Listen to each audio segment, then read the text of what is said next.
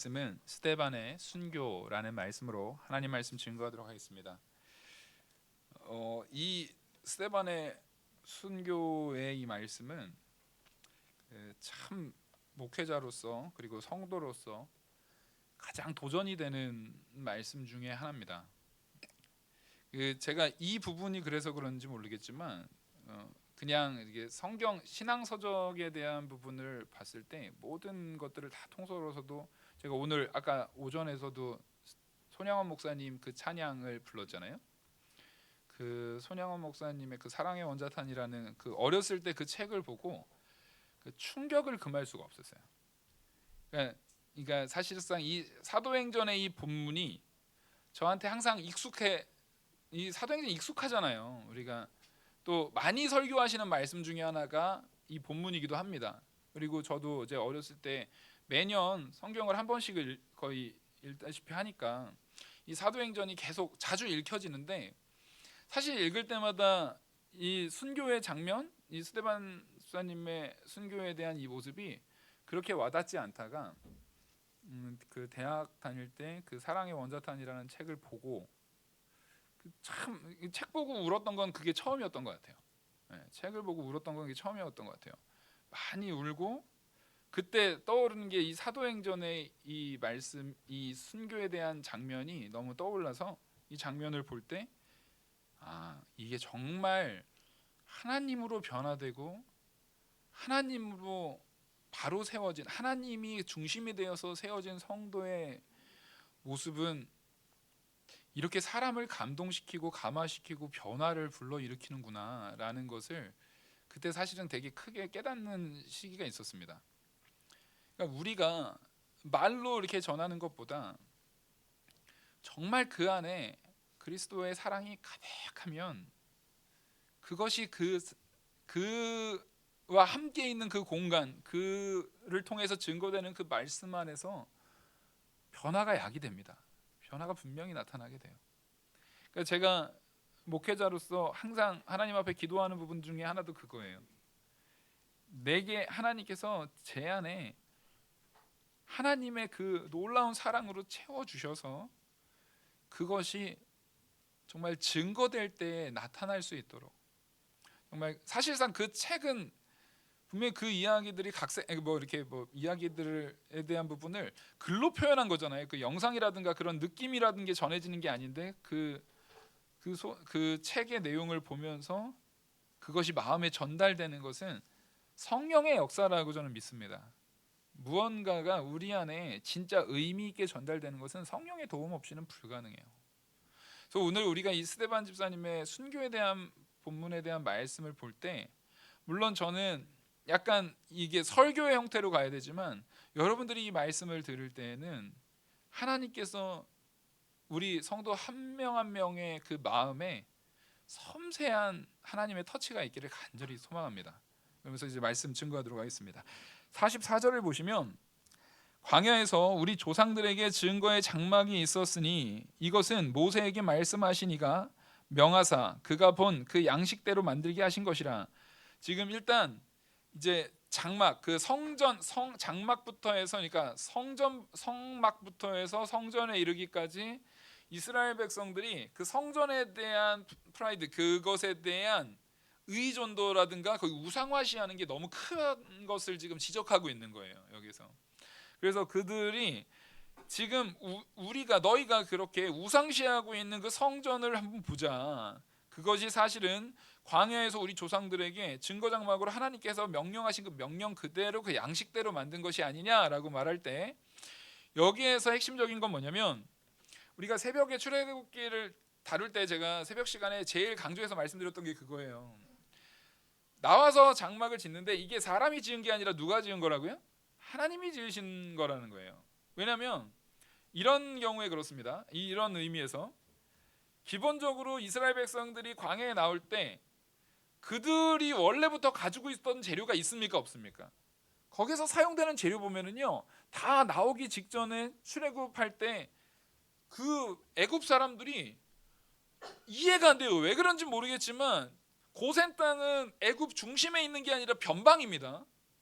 고센 땅은 변방 지역이에요. 그리고 고센 땅에는 원래 애굽 사람들이 살아요, 안 살아요?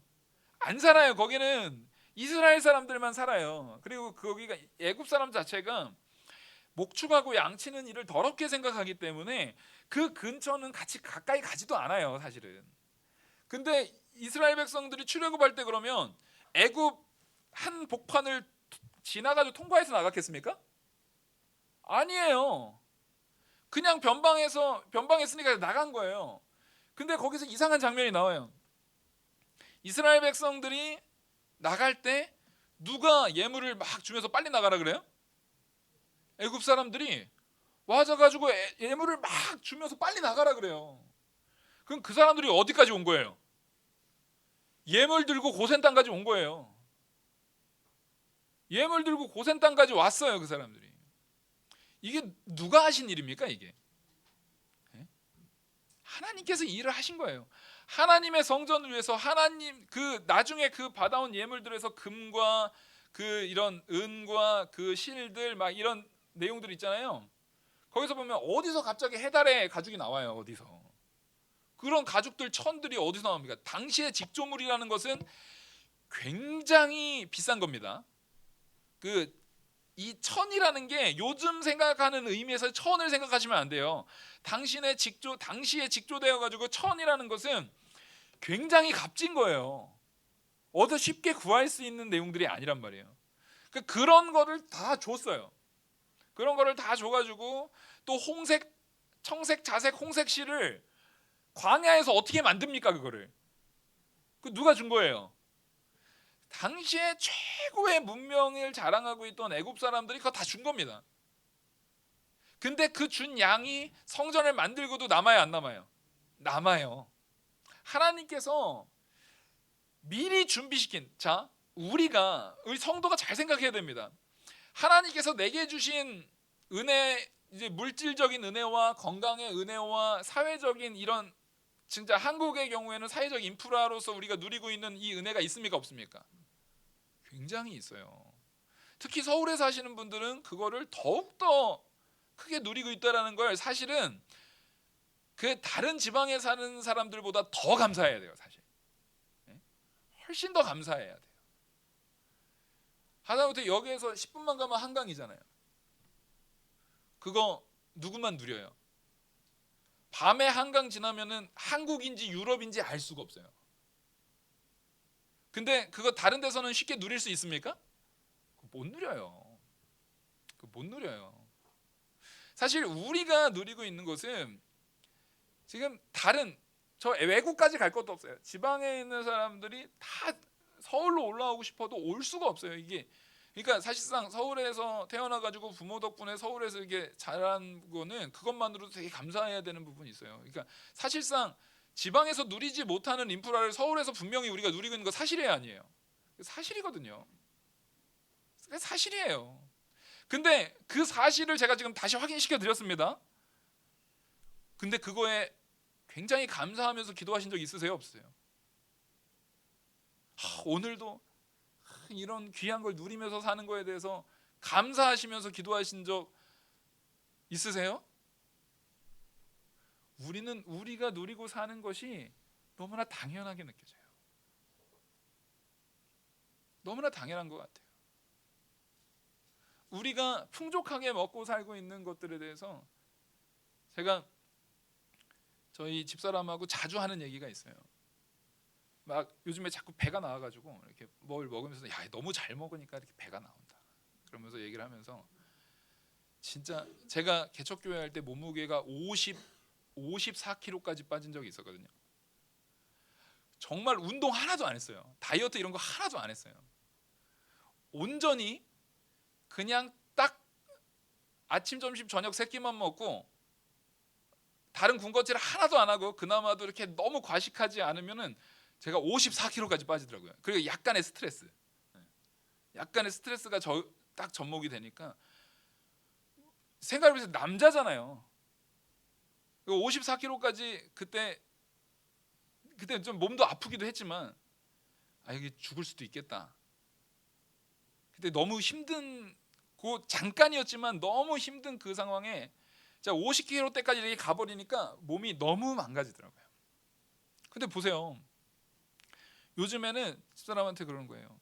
야, 우리가 진짜 하나님의 은혜로 걱정 없이 지금 이렇게 목회하고 설교하러 내려가는데 성도가 한 명도 없을까 봐 걱정하는 마음 없이 예배당으로 내려오고, 제가 영화교회 와가지고 한 번도 고민해 본 적이 없었던 건 내려가는데 성도 한 명도 없으면 어떻게 하지? 그 고민을 한 번도 안 했거든요. 근데 개척교회 할 때는 맨날 그 고민이었어요. 내려가는데 한 명도 없으면 어떻게 하지? 정말 무서워요. 그게 되게 공포스러워요. 왜냐면 또 우리 집사람이랑 애들만 앉혀놓고 제가 혼자 계속 설교를 해야 되거든요. 그거 굉장히 쉽지 않습니다. 그런 고민 없이, 먹을 거 걱정할 고민 없이, 정말 그 제일 감사했던 거, 겨울을 났잖아요. 겨울을 났는데 겨울을 난지도 모르게 났어요. 왜냐면 사택이 너무 따뜻해서. 혹시 막 제가 걱정되는 게, 이거 내가 도시가스를 너무 많이 쓴 거 아닐까? 막 그런 걱정 있잖아요. 근데 너무 따뜻하게 지냈는데 이거 너무 많이 쓴 거 아닐까? 막 그런 걱정해가면서. 근데 이게 우리가 지금 사실상 이런 고민을 저는 얼마 전까지는 했었어요. 그래서 사실 우리 일반적인 성도분들이 그런 거 고민하고 살지 않잖아요, 요즘에 잘. 근데 우리가 그런 거 고민 없이 사는 거를 생각보다 감사하지 않아요.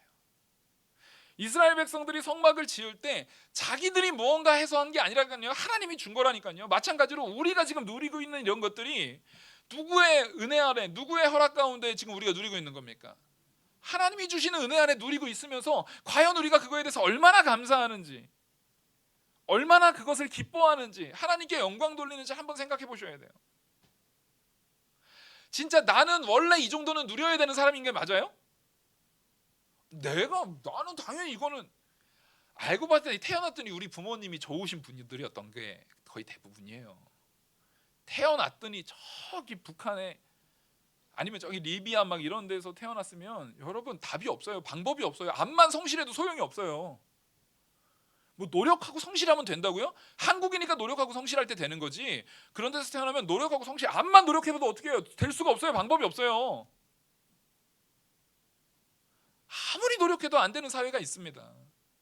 근데 우리는 하나님께서 지금 아주 좋은 곳에서 이스라엘 백성들이 출애굽할 때 그거 다 생각지도 못하는 상황 가운데서 그들이 와서 다 줘가지고 그걸 가지고 성막을 짓게 했던 것처럼 우리가 이 영화교회 하나님께서 성도들의 힘을 모아가지고 이 영화교회 세웠습니다. 세우는데 사실상 우리의 마음가짐 속에서는 이거 세울 때 이것을 세우고도 남을 만큼의 큰 복을 누구한테 이미 채워주셨다라는 것을 우리는 기억해야 되는 거예요. 나에게 하나님이 이미 영화교회를 이렇게 아름다운 예배당을 만들게 하신 게 하나님의 계획 가운데 있어요, 없어요? 있었어요. 근데 그거를 세우고도 남을 만큼의 복을 우리 각 성도들 한 명 한 명한테 채워주신 겁니까? 안 주신 겁니까? 채워주신 거예요. 그것들이 모여서 세워진 것을 우리는 최소한 안 믿는 사람들은 몰라도 성도인 우리는 이것을 세워나간 우리는 입술로 고백해야 되는 거예요. 여기를 보십시오. 이거 하나님이 만드셨다는 거예요. 하나님의 계획대로 세우신 거예요. 재료부터 그 모든 내용까지 모세가 하나님 요거는 제가 경험상 요거 하는 게 나을 것 같은데요. 이렇게 한 거 있어요, 없어요? 없어요. 하나님의 계획대로 하나님의 뜻대로 세운 겁니다. 서두에 이걸 얘기하는 게 뭐냐면 이 성전 자체가 온전히 누가 세운 거라는 것을 지금 전제하고 가는 겁니까? 하나님이 세우신 거라는 거예요. 너희들이 하나님을 위해서 만들어준다거나 그런 게 아니라 하나님이 하나님의 능력으로 하나님께서 하셨다라는 거예요. 그 이후로 우리 조상들이 그것을 받아 하나님이 그들 앞에 쫓아내신 이방인의 땅을 점령할 때 여호수아와 함께 가지고 들어가서 성막을 가지고 들어간 거죠. 다윗 때까지 성막에 있다가 다윗이 하나님 앞에서 은혜를 받아 그 야곱의 집을 위하여 하나님의 처소를 준비하게 해달라고 기도했습니다. 근데 다윗은 지어요, 못 지어요? 다윗은 못 지어요. 그리고 다윗이 준비한 거 보면은 다윗이 이래가지고 나무 캐가지고 갖다가 쌓아놓은 거예요? 아니에요. 다 어디에서 가져온 겁니까? 전쟁에서 탈취물로 가져온 겁니다. 잘 생각하셔야 돼요. 그 전쟁을 누가 이기게 하셨는데요? 그렇죠. 전쟁의 승리는 누구에게 있습니까? 하나님께 있습니다. 여러분, 우리 이걸 잊으면 안 돼요. 야, 다윗이 잘 준비해가지고 솔로몬 때 지었지? 아니요, 하나님이 다윗 때 준비시켜 주신 거예요. 전쟁을 통해서. 하지만 그 전쟁 때문에 손에 피를 너무 많이 묻힌 다윗에게는 허락하지 않습니다. 그것을 짓는 일은 솔로몬 때 하나님께서 허락하세요. 그래서 그 다음, 솔로몬이 그를 위하여 집을 지었느니라. 그리고 이 솔로몬이 집을 지은 것도 누가 허락하니까 지은 거예요? 하나님이 허락하셨기 때문에 지은 거예요. 다윗 때처럼 하나님이 허락하지 않으면 지을 수 있습니까? 없어요. 바로 그 내용을 이사야 66장 1절의 말씀을 가지고 본문에서 설명하고 있는 겁니다. 그러나 지극히 높으신 이는 손으로 지은 곳에 계시지 아니하시나니 선지자가 말한 바. 자, 하나님께서는 사람이 손으로 지었다는 것은 육신적인 가치입니다. 육신적으로 오늘 오전에도 그렇고, 이걸 지금 우리가 성도가 가져야 되는 제일 중요한 가치예요. 우리는 육에 머무르는 삶으로 그냥 머물러 있어서는 안 돼요. 그렇다고 육을 무시하라는 얘기가 아니에요. 육신의 삶을 통해서 우리가 살아가지만 순종하는 거에서 무슨 가치를 추구하면서 육신의 삶을 살아내야 되는 거예요? 영적인 가치를 추구하면서 육신의 삶을 살아내야 되는 거예요. 그게 전인의 변화입니다. 우리의 변화는 육만의 변화나 영만의 변화는 없어요. 나라는 존재 자체가 육체를 입은 영의 사람인 겁니다. 우리 육신 가운데 하나님께서 영혼을 주셨고 그 안에 누가 함께 계세요? 성령께서 함께 계시단 말이에요. 이것을 반드시 기억하셔야 돼요. 그래서 하나님께서는 그 손에 지은 곳에 계시는 것이 아니라, 하나님께서 이제 이사야를 통해서 말한 49절 50절 보시겠습니다. 주께서 이르시되 하늘은 나의 보좌요 땅은 나의 발등상이니 너희가 나를 위하여 무슨 집을 짓겠느냐? 나의 안식할 초소가 어디 있느냐? 이 모든 것이 다 내 손으로 지은 것이 아니냐 함과 같으니라. 모든 것은 다 누가 하셨다고요? 하나님이 하셨다고요. 천지 만물을 창조한 게 하나님인데, 그 창조 세계 속에서 니네가 성전을 지어놓고 야, 하나님의 집을 내가 지었다라고 말하는 거 교만이다라는 거예요. 그런 소리 하지 말라는 거예요. 단지 하나님께서 그냥 아유 잘했어 이렇게 봐주는 거예요. 예를 들어서 어렸을 때 제가 되게 감동받은 선물 중에 하나가, 원래 처음이 다 감동스럽잖아요. 은채가 어린이집에 가가지고 어린이집에서 처음으로 만들기 음식 같은 거를 만들어 온 게 있었어요. 그 지금 생각나고는 그 빵에다가 생크림 이렇게 발라가지고 뭐 이렇게 딸기 같은 거 이렇게 토핑 얹어가지고 가져왔던 거로 생각이 돼요. 정말 보기 쉽지 않을 정도로 엉망이었습니다. 참, 왜냐면 뭐 걔 이제 2살도 안 된 애가 만들어 온 게 뭐 얼마나 대단하겠어요. 그리고 자기가 뭘 만들었겠어요. 이제 애가 선생님이 그나마 이렇게 해놓은 거 막 이렇게 조사 났겠죠. 이걸 막 하면서 거기다가 하여튼 그래도 과일은 몇 개 얹어가지고 왔더라고요. 근데 제가 원래 케이크를 안 좋아해요. 근데 그거는 저랑 우리 집사람이 진짜 맛있게 먹었습니다. 아주 감동스럽게 먹었어요. 맛이 있어서 맛있게 먹은 건 아니에요. 그리고 너무 잘했다. 어떻게 이렇게 훌륭하게 만들었어? 이렇게 말하면서 그걸 정말 맛있게 먹었던 게 생각나요. 하나님께서 지금 이 성전을 보시고 성막을 보시고 성전을 보실 때 마음이 꼭 그런 거예요. 천지를 창조하신 하나님이에요. 하나님께서 지금 뭐라고 합니까? 이 천하 우주가 이 땅 전체가 발등상이에요. 그러니까 사실상 하나님이 거하실 공간을 이 피조 세계 속에 만들 수 있어요, 없어요? 이 피조 세계 전체보다, 우주 전체보다 더 크신 하나님을 어떻게 만들어요? 우리가 만들려면 만들 터가 없잖아요. 우리한테는 그게 가능하지가 않아요. 근데 하나님께서는 그 만들겠다는 그 마음, 다윗의 그 고백을 기뻐하십니다. 네가 어떻게 그런 생각을 했느냐? 참 귀하다. 그러면서 다윗을 칭찬하시고, 하지만 그럼에도 너는 만들지 말고 네 자녀 때 만들게 하고, 솔로몬이 그걸 만들었을 때, 그리고 모세를 통해서 성막이 지어졌을 때 하나님께서 둘 다 똑같이 무슨 역사를 보이십니까? 구름이 옴을 통해서 임재를 보여주시는 거예요. 하나님께서 내가 너희와 함께한다라는 임재를, 그 구름이 하나님의 전부예요? 아니에요. 내가 너희와 함께한다라는 것을 상징적으로 임재를 보여주시는 거예요. 거기에 하나님이 담아낼 수가 없는데 하나님이 함께 해주신 거예요. 에덴 동산에도 하나님이 아담과 함께 해주시는 거예요. 에덴 동산에 하나님께서 에덴 동산에 머무를 수 있을 정도로 작은 존재가 아니시라는 거예요. 근데 함께 해주시는 거예요. 우리와 함께 해주시는, 아직 어린 자녀와 함께 해주는 부모의 마음으로. 근데 이 차이가 너무 크잖아요. 우린 피조물이고 하나님은 창조주시니까. 그 안에 우리에게 하나님께서 와주시는 거예요. 그거를 너희가 기억하라는 거예요. 그러니까 성전은 우상화될 것이 아니라 성전을 통해서 알아야 되는 것은 뭐예요? 하나님이 누구와 함께 해주셨다? 나와 함께 해주셨다. 도저히 함께 해줄 수 없는 죄된 나에게 하나님께서 함께 해주셨다. 그러니까 우리가 성전을 가지고 사람들한테 자랑하고 우리는 하나님이 성전을 통해서 이 예루살렘 성전에 하나님이 계시는 곳이야 그러면서 성전을 우상화할 것이 아니라 그 성전을 통해서 거기에 다 담아내지 못하는 영적인 너무나도 큰 존재이신 하나님을 어떻게 하라는 거예요? 추구하라는 거예요. 하나님을 바라보라는 거예요. 그래서 육적 의식, 그 성전의 예배 의식, 성전의 그 육적인 의식에 머물러서 거기에 매이지 말고 영적인 하나님의 가치를 추구하라는 거예요. 너희 왜 그것에 우상화되어서 모든 것을 다 의식화시켜서 그런 하나님의 영적인 가치에 추구하지 못하고 육적인 것에 매여서 너희가 율법을 가지고 오히려 이스라엘 백성들에게 뭐를 지우느냐? 짐을 지우느냐? 그것을 지금 스데반 집사님이 이 성전을 들어서 책망을 하고 있는 겁니다. 그렇게 얘기를 했더니 그렇게 얘기를 하시고 또 한 번 신랄하게 책망을 합니다. 목이 곧고 마음과 귀에 할례를 받지 못한 사람들아, 너희도 너희 조상과 같이 항상 성령을 거스르는도다. 이게 굉장히 신랄한 비판인 게 뭐냐면 이스라엘 백성들의 가장 대표적인 자랑거리 중에 하나가 뭐예요? 할례 받은 백성입니다.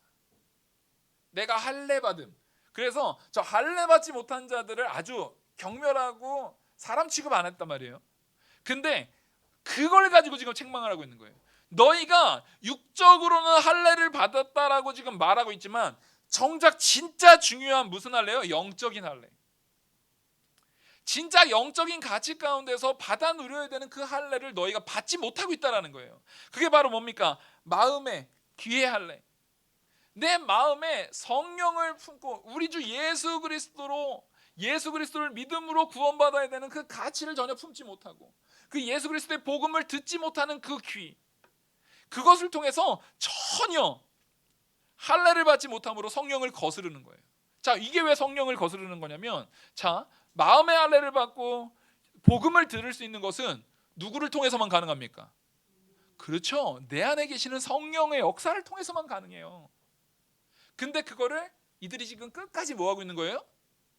성령께서는 그럼 우리 안에 계시는 성령이 분명히 내 안에 계시는 성령이 그 역사를 안 해요? 그냥 너 죽거나 말거나 나는 상관 안 해. 그런 성령이 아니시잖아요. 우리한테 지속적으로 양심의 가책을 줍니다. 마음의 찔림을 줍니다. 양심의 가책은 진짜 말씀 속에서 말씀이 선포될 때마다 참 하나님께서 주시는 큰 은혜가 뭐냐면 설교 가운데 양심의 찔림을 주고 마음의 찔림을 주고 하는 것은 성령의 역사고 굉장히 큰 은혜인 거예요. 만약에 말씀을 듣다가 그런 역사가 있다면 지금 이 순간 성령께서 나와 함께 하셨구나라는 것이 거의 증거로 나타난 겁니다. 굉장히 귀한 거예요. 그래서 보통 우리가 은혜 받는 설교는 사랑 복복복 그 설교가 은혜 되는 게 아니라 하나님 앞에 내가 바로 서야 된다라는 그 내가 찔림이 있을 때 진짜 참된 은혜를 경험합니다. 듣기 좋은 설교가 기분은 좋아질 수 있어요. 근데 정말로 나를 변화시켜주는 참된 은혜, 내가 죄인이다, 내가 죄인 중에 괴수다라는 것을 깨닫게 하는 말씀은 보통 하나님께서 우리에게 주시는 정말 성령을 통해서 찔림 있게 하는 말씀인 경우가 훨씬 많아요. 그래서 성경을 보면 복을 이야기하는 것보다 회개를 촉구하는 게 압도적으로 많은 이유가 그 이유입니다. 우리에게 있어서 지금 바꿔야 되는 부분은 뭡니까? 주여, 내가 죄인입니다라는 고백을 나오게 하는 거예요. 그래야만 누가 필요해요? 우리 주 예수 그리스도가 필요해요. 우리 주 예수 그리스도가 그래야 내 안에서 역사하시는 거예요. 성령께서 그런 마음을 우리에게 주고, 그러니까 너의 그 죄의 문제를 반드시 지금 이 순간 바꿔야 될 텐데, 그러니까 너의 마음에 예수 그리스도의 십자가의 보혈을 새기고 예수 그리스도를 믿는 마음을 갖고 그 귀에 예수 그리스도의 복음이 들리게 하는 그 은혜를 누려야 된다는 것을 지금 말씀 속에서 우리에게 증거하고, 하나님께서 그 증거 가운데 스데반 집사님의 선포 가운데 역사하고 계시는 겁니다. 그렇게 얘기를 했는데, 그걸 얘기하면서 너희가 그렇게 마음의 할례를 받지 못하고 귀의 할례를 받지 못하는 것이 지금 이 순간에 너희만의 문제가 아니라, 이들이 지금 항상 자랑하는 것 중에 또 하나가 뭡니까? 아까 할례를 자랑했지만 할례라는 것 자체가 아브라함 때부터 할례를 했잖아요. 할례라는 것 자체가 뭡니까? 우리는 조상 대대로 할례 받은 말 그대로 하나님의 선민의 민족이야. 그 우리 한국 얘기할 때도 5천년 한반도의 역사 막 이렇게 얘기하는데, 사실상 지금 우리가 살고 있는 이 대한민국을 얘기할 때 5천년의 전체를 다 우리의 역사 온전히 전부 우리 것으로 다 하기에는 사실상 쉽지 않아요. 엄밀히 따라서 저기 고조선의 역사하고 지금 우리하고 무슨 연결성이 있습니까? 문화적인 것부터 가치적인 부분에서 우리가 무슨 연결성을 찾을 수 있어요? 그 쉽지는 않아요. 정말 그 곰이 우리의 조상이라고 보지는 않잖아요. 네? 혹시 그렇게 생각하세요? 우루사 먹을 때 막 양심의 가책을 느끼시고 막 그러세요? 막 그런 생각 갖지 않아요. 근데 그 한반 5천 년 반만 년에 그것도 5천 년이라고는 말을 안 하잖아요. 꼭 뭐라고 표현해요? 반만 년. 아니 5천 년이면 5천 년이라고 하면 되지 왜 반만 년이에요? 왜? 이거를 크게 부각시키는 거예요. 이게 뭘 위해서 그렇게 하는 거예요? 우리 민족이 말이야, 그런 거죠. 지금 그래서 분명히 개화기 이전에 한국의 양반의 비율이 채 20%가 되지 않았다라고 제가 알고 있는데, 지금 보면은 양반 집안 아니었던 사람 있어요, 없어요? 없어요. 이상한 일이에요. 분명히 우리 중에 80%는 노비 자식들이거든요. 당연한 거예요. 안 그럴 수가 없잖아요. 당시에 양반의 비율 자체가 그랬는데. 근데 다들 보면은 족보들은 다 양반 집안이야. 이씨 집안은 하여튼 전주이씨 아니면 경주이씨인데, 제가 이씨거든요. 제가 경주이씨래요. 왕족 아니면은 그거래요. 근데 내가 볼 적에 이것도 어떻게 믿어? 사실 이 족보를 어떻게 믿어요? 내가 보니까 되게 막 옛날까지 가 있지도 않아. 제가 볼 적엔 저의 이 성향을 봤을 때 약간 노비에 가까워요, 사실은. 우리 집안도 개화기 그 언저리쯤에 산 거 아닐까? 이러면 이거 설교 우리 아버지 캐나다에서 들으시면 노하실지도 모르겠지만, 별로 그 족보가 사실 믿음이 가지는 않아요. 왜냐면 내 습성을 보면 굉장히 노예스러워. 억지로 하고 막 하기 싫어하고 막 우리 다 그거 있잖아요. 시켜야 겨우겨우 하고. 그거를 내 자녀들을 보니까 더 확신이 서요. 정말 안 해. 이거 우리가 대대로 별로 그렇게 성품이 좋지 않구나. 근데 우리는 다 뭐예요? 자기를 뻐깁니다. 자기를 높여요. 우리 조상이 말이야. 그래서 이스라엘 백성들이 우리는 아브라함, 이삭, 야곱의 자손이고 우리는 모세의 자손이고, 이걸 자꾸 얘기하는데, 지금 그 조상 대대로 조상들을 자랑하고 있는 이스라엘 백성들한테 지금 뭘 얘기하는 겁니까? 야, 웃기지 마라. 52절, 너희 조상들이 선지자들 중에 누구를 박해하지 아니하였느냐. 이게 무슨 얘기냐면, 앞으로 오실 메시아를 예언하고 증거하고 하나님 앞에 회개를 촉구하는 그 선지자들, 우리가 요즘에 선지서 계속 하고 있잖아요. 그 선지자들을 이스라엘 백성들이 계속 어떻게 했어요? 계속 박해했어요. 계속 고문하고요, 죽이고요, 어마어마하게 박해했어요. 선지자들은 다 박해당했어요. 선지자 중에 정상적으로 죽은 사람이 거의 없어요. 다 박해당하고 매 맞고 쫓겨나고 사람들한테 버림받고 그랬단 말이에요. 비참한 삶을 살았어요.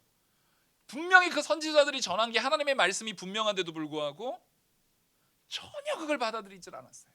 그래서 여기 말하는 거예요. 우리 조상 중에 지금 그게 역대지략에 다 기록이 돼 있거든요. 이거를 그러니까 이스라엘 백성들도 다 봤습니까? 안 봤습니까? 이거 다 봤어요. 그러니까 변명할 여지가 없어요. 우리 조상들 중에 선지자를 선대하고 받아들인 조상이 없어요. 다 받게 했단 말이에요. 그나마 하나님 앞에 좀 제대로 하는 왕인 것 같아도 결국엔 다 뭐 지었어요? 산당 지었어요. 결국엔 산당 짓고 다 죄 가운데서 그 끝이 그렇게 아름답지 않았어요. 결국엔 그 죄가 쌓여서 마지막에는 하나님께서 이스라엘을 멸망시켰다고요. 가나안 땅에서 내쫓아버렸다고요. 그때 그 선지자들이 우리를 그렇게 회개를 촉구하고, 이사야 같은 경우는 오실 메시아를 얘기했는데도 불구하고 이사야가 선지자 중에 가장 박해 많이 받은 선지자 중에 하나입니다. 오실 메시아를 그렇게 전했어도 그것 자체를 들어요, 안 들어요? 전혀 듣지를 않았어요.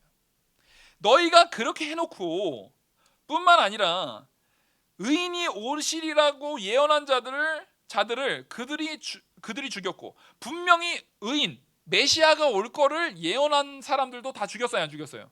다 죽였어요. 이사야도 죽였고 다 죽였어요. 그들이 가만두지 않았단 말이에요. 우리 조상이 그런 자들 아니냐. 근데 정작 너희는 더 큰 죄다. 바로 그 의인, 그 선지자들이 우리의 성경에서 말씀 가운데서 오리라고 예언했던 그 선지자, 바로 예수 그리스도 메시아가 오셨는데, 오셔서 또 내가 메시아이심을 증거로, 이적과 표적으로, 기사로, 증거로 보여주셨고 하나님의 아들이신 것을 나타내셨는데도 불구하고, 그리고 지금 이 상태는 뭐예요? 부활하신 것을 너희들 사실 알고 있지 않느냐. 우리가 부활절 때 말씀 배웠죠.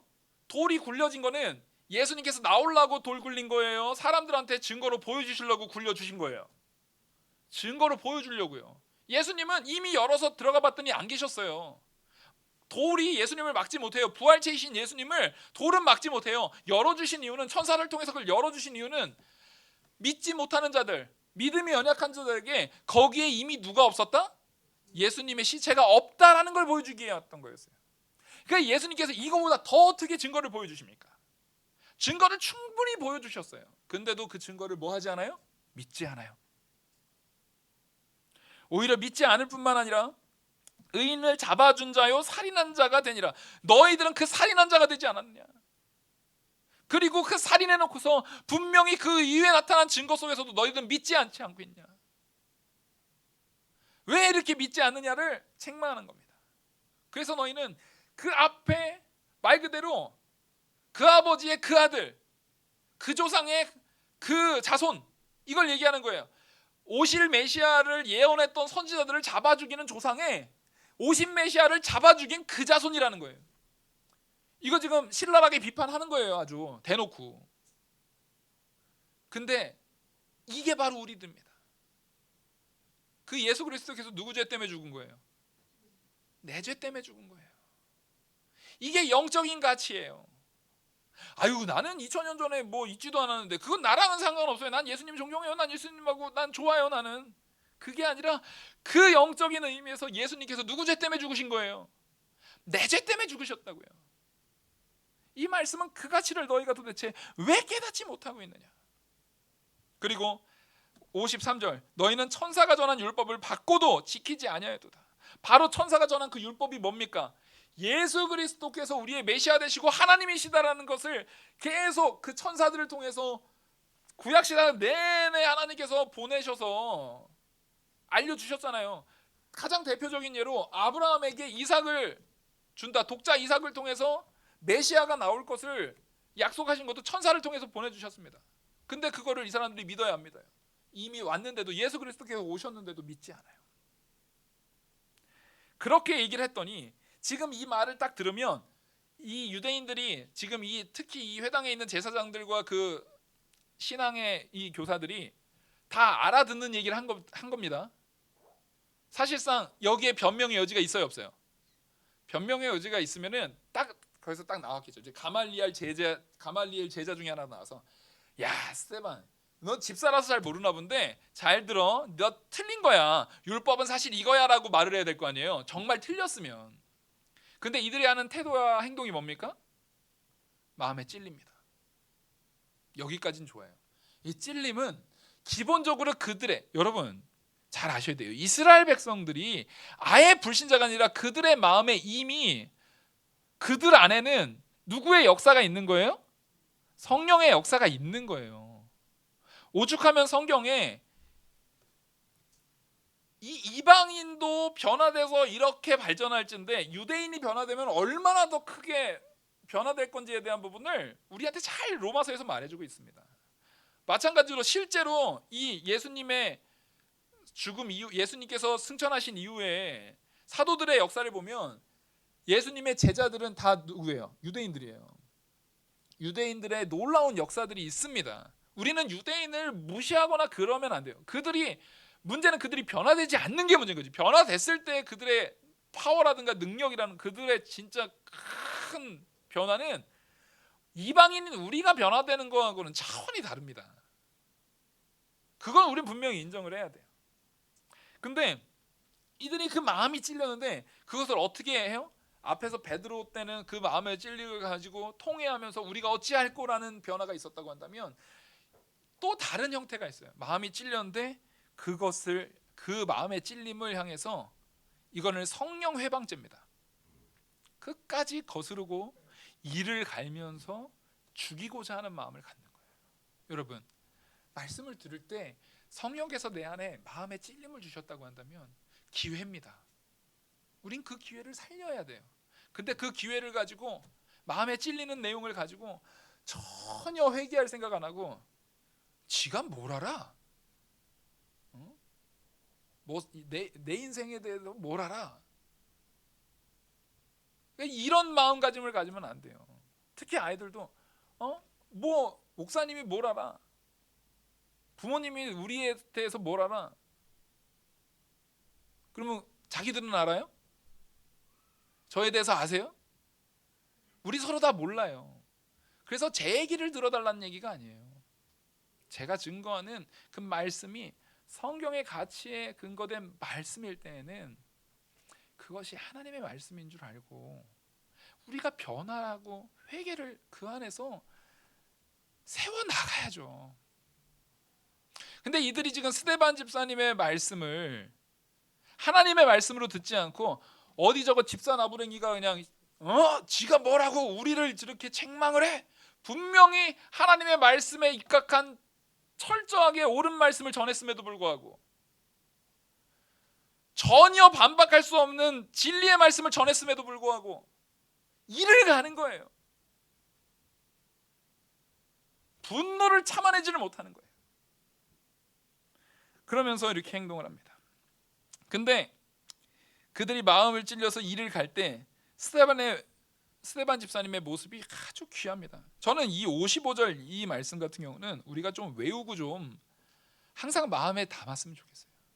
우리가 추구해야 되는 바, 정말 하나님 앞에 순교를 각오하는 사람이 이 지금 얼마나 위험한 상황이에요. 이 상황 가운데 누리는 이 마음, 크게 네 가지거든요.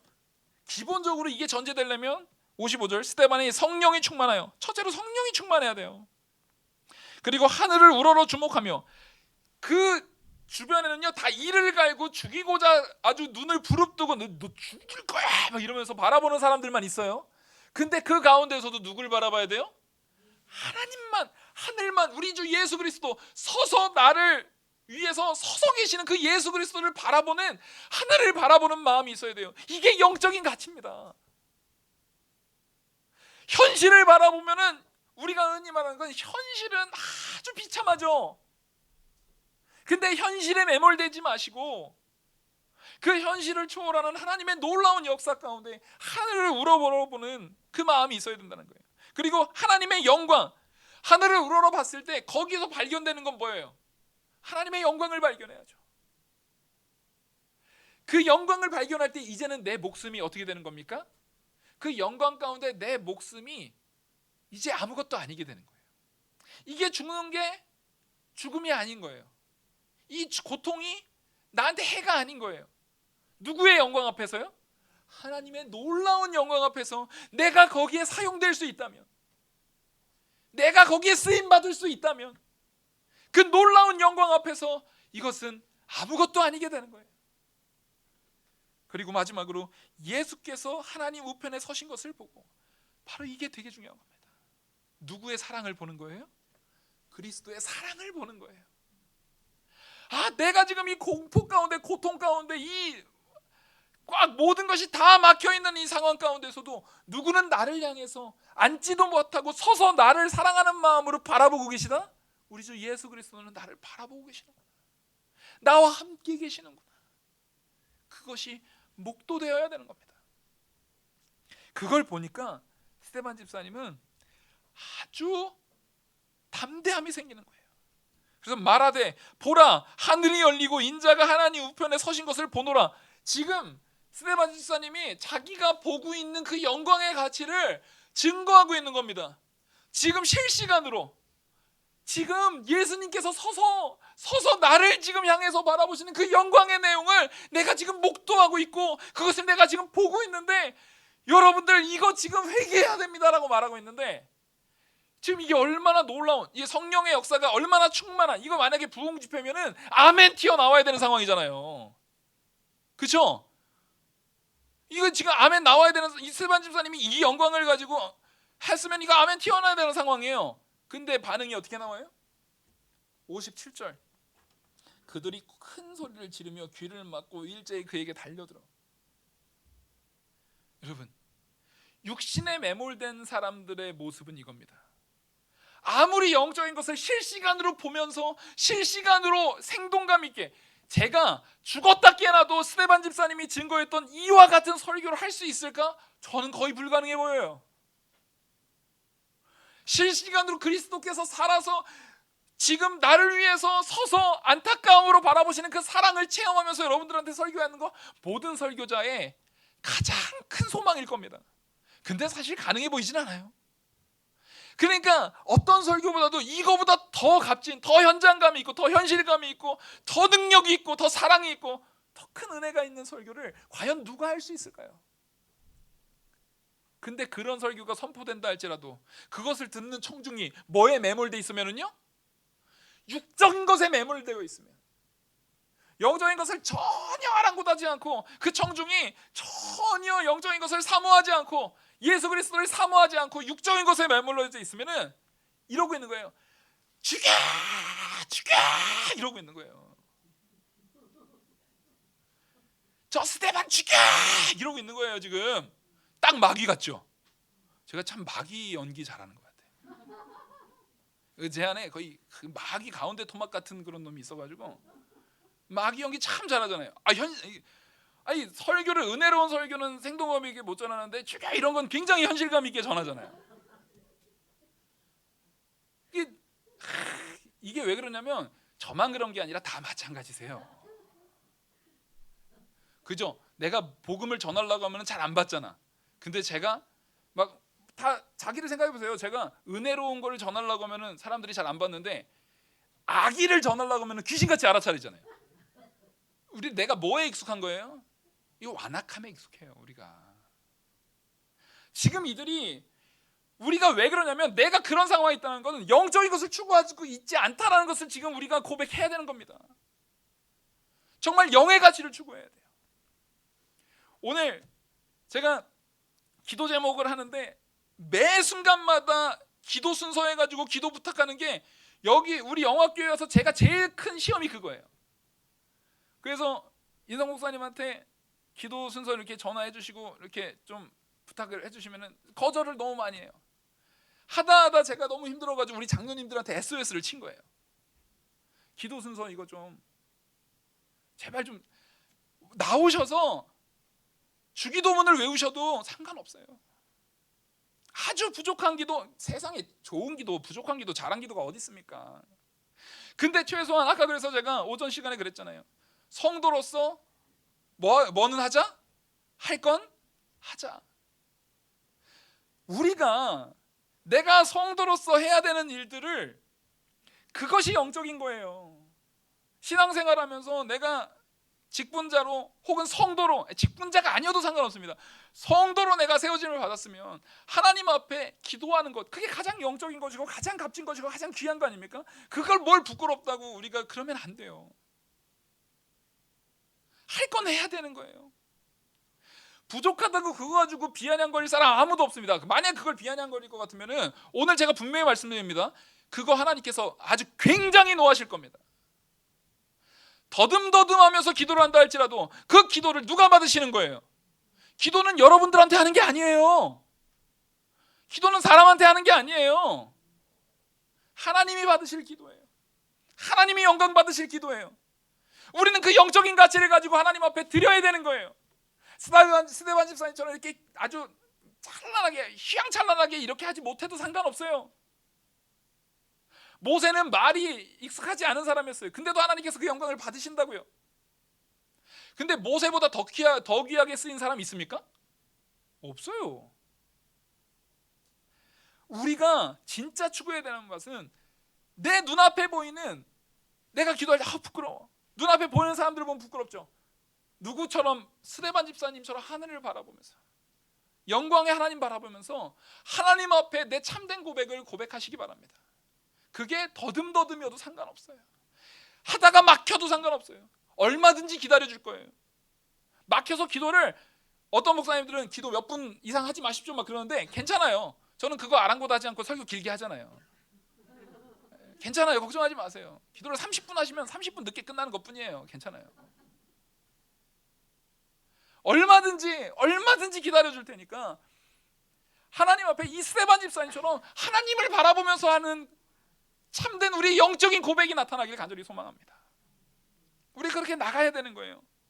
그러니까 근데 우리가 육적인 것을 바라보면, 그 상황 가운데 육적인 것을 바라보면은 내 눈앞에 이렇게 보이는 거예요. 아유, 저 기도도 못하는 저. 아까 말했던 죽게 하는 사람들이 앞에 다 있는 것처럼 보이게 되는 거예요. 여러분, 우리는 누굴 봐야 됩니까? 그래서 교회에 제일 중요한 얘기가 있죠. 교회는 사람 보고 오면 어떻게 된다? 시험 들어요. 하나님 보고 오는 거예요. 하나님 보고 살아가는 거예요. 하나님 바라보면서 신앙생활 하는 거예요. 하나님 바라보면서 우리의 삶을 온전히 하나님 앞에 드려버리는 거예요. 그게 우리가 할 수 있는 성도의 역할입니다. 그리고 성도가 해야 할 일이에요. 스데반 집사님은 그걸 한 거예요. 그러니까 저렇게 큰 소리를, 아까 보십시오.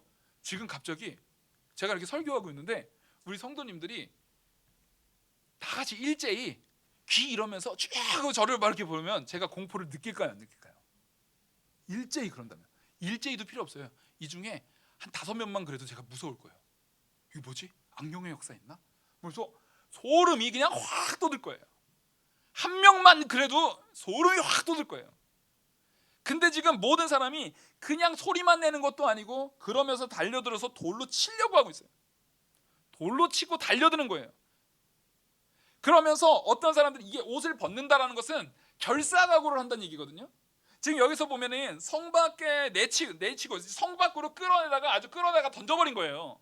성 밖으로 내치고 성 밖으로 내쳤다는 얘기는 수순이죠. 성 밖으로 내쳐지면 뭐에 맞아 죽는 거예요 지금?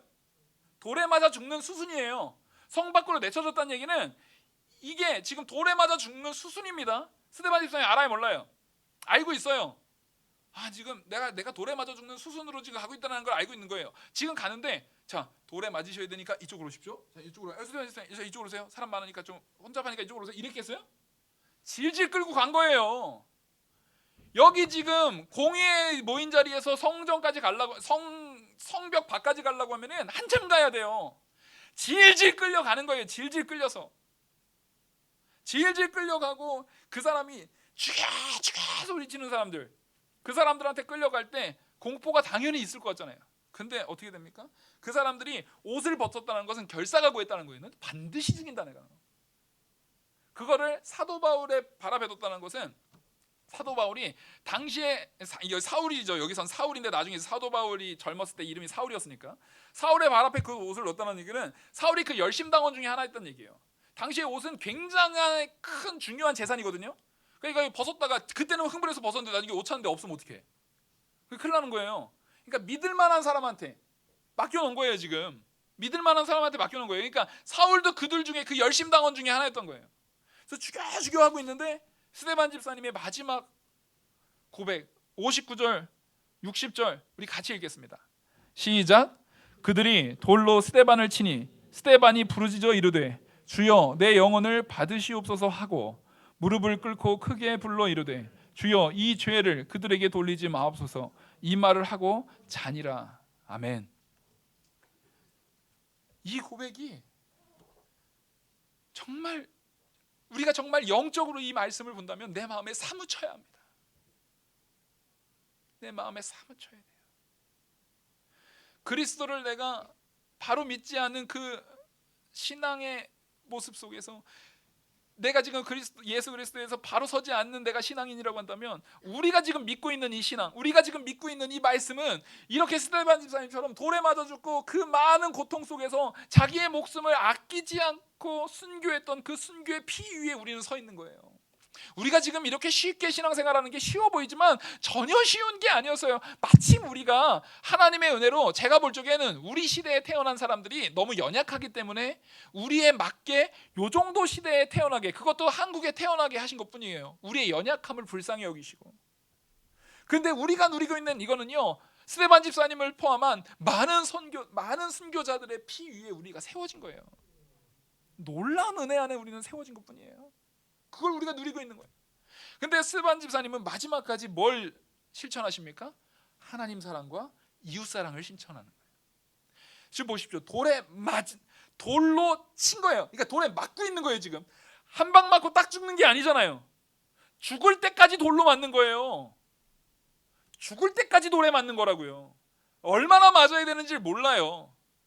돌에 딱 한 번에 딱 맞아서 죽으면 다행이겠지만 팔에 맞고 부러지고 다리에 맞아서 살이 까지고 찢어지고 죽을 때까지 맞으면서 뭘 하고 있는 겁니까? 스데반이 부르짖는 겁니다. 주여 내 영혼을 받아주시옵소서. 그러니까 지금 내가 당하고 있는 이 고통 가운데에서도 내가 이 당하는 고통을 이제 그만 멈춰 주시옵소서가 아니에요. 여기 쟤네들 다 죽여 주시옵소서가 아니에요. 내가 이런 고통을 당하더라도 이것이 하나님의 뜻이라고 한다면, 하나님의 뜻이기 때문에 내가 하나님을 사랑하는 마음에 내 목숨도 아끼지 않습니다라는 것을 지금 고백하는 거예요. 지금 이것이 하나님 사랑에 대한 최고의 고백이에요. 무엇보다도 하나님을 더 사랑하는 고백이요? 내 목숨보다도, 내가 지금 당장에 당하고 있는 고통보다도 하나님을 더 사랑하고 있는 사랑의 고백을, 하나님 사랑의 고백을 이 59절에서 말씀하고 있는 겁니다. 여러분 성경에다가요 59절 옆에는요 하나님 사랑 써놓으세요. 저도 이거 옛날에 다 써놨어요. 여기다 59절에 옆에는 하나님 사랑, 그 다음에 60절 옆에는 이웃 사랑, 이거는 적어 놓으십시오. 보십시오. 그렇게 하나님을 사랑하니까, 내 목숨보다도 더 하나님을 사랑하니까 스데반의 입술에서 무슨 고백이 납니까? 60절 무릎을 꿇고 크게 불러 이르되, 지금 하나님 앞에 간절히 기도하는 거예요. 중보기도 하는 거예요. 간구하는 거예요. 누굴 위해서요? 자기를 향해서 돌을 치고 자기를 죽이고 있는 자들한테, 죽고 있는 상황입니다. 지금 자기를 죽이고 있는 사람들한테 이 죄를 그들에게 돌리지 마옵소서, 이 고백을 하는 겁니다. 하나님을 진짜 사랑하는 사람만이 자기 원수에 대해서 참으로 사랑할 수 있어요. 이웃사랑의 마지막, 이웃사랑의 가장 최종의 형태가 바로 이겁니다. 지금 나를 죽이고 있는 자들을 사랑하는 거예요. 그게 가능한 거는 언제 가능해요? 하나님을 진심으로 사랑할 때, 하나님을 진심으로 사랑할 때 이 이웃사랑이 가능한 거예요. 그리고 나서 스데반은 따라하겠습니다. 죽은 게 아니라 잔다. 아멘. 우리는 이거를 믿습니다. 우리는 예수 그리스도를 믿는 믿음 안에 스데반 집사님과 같은 순교적 신앙을 갖기를 간절히 바라요.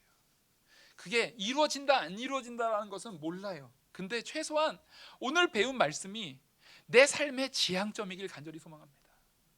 내가 추구하는 영적인 방향이길 간절히 소망합니다. 기도하시겠습니다. 은혜와 사랑이 많으신 하나님 아버지, 스데반 집사님의 순교의 이 이야기가 우리의 삶에 적용되게 하여 주시옵소서. 우리의 추구점이 되게 하여 주시옵소서. 그래서 그 말씀이 나의 심령을 변화시키게 이끌어 주시옵소서. 이 모든 말씀 살아계시는 우리 주 예수 그리스도 이름으로 기도 올리옵나이다. 아멘. 찬송가 305장